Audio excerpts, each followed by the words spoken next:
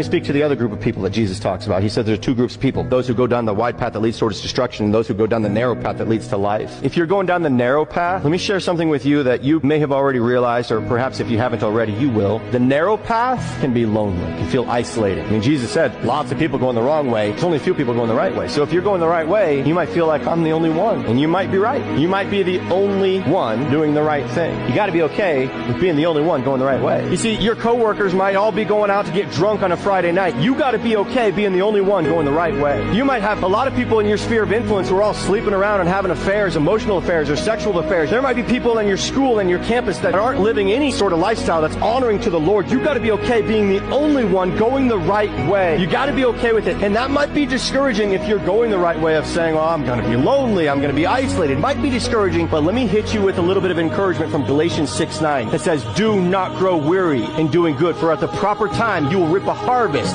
if you do not give up. You might be the only one going the right way. Don't grow weary in doing good, for at the proper time, at God's time, you will reap a harvest if you do not give up. If you're going the right way, don't quit. Don't throw in the white towel. Don't stop because you feel lonely. Don't stop because nobody else is around you. Keep going. Keep fighting. Keep going the path that's the narrow path. Wide is the path that leads to destruction. Narrow the path that leads to life. Only a few people are going down that narrow path. Don't quit. Don't stop. If you're the only one taking a stand for God in your workplace, don't you quit taking a stand for God. If you're the only one who trusts in the Lord with all of your heart, do not stop. If you're the only one in your school that's taking a stand for Jesus, do not stop. If you're the only one who values life in your neighborhood, do not stop. If you're the only one who comes to church, do not stop. If you're the only one in your family who has faith in God, do not grow weary in doing good, for at the proper time you will reap a harvest if you do not give up.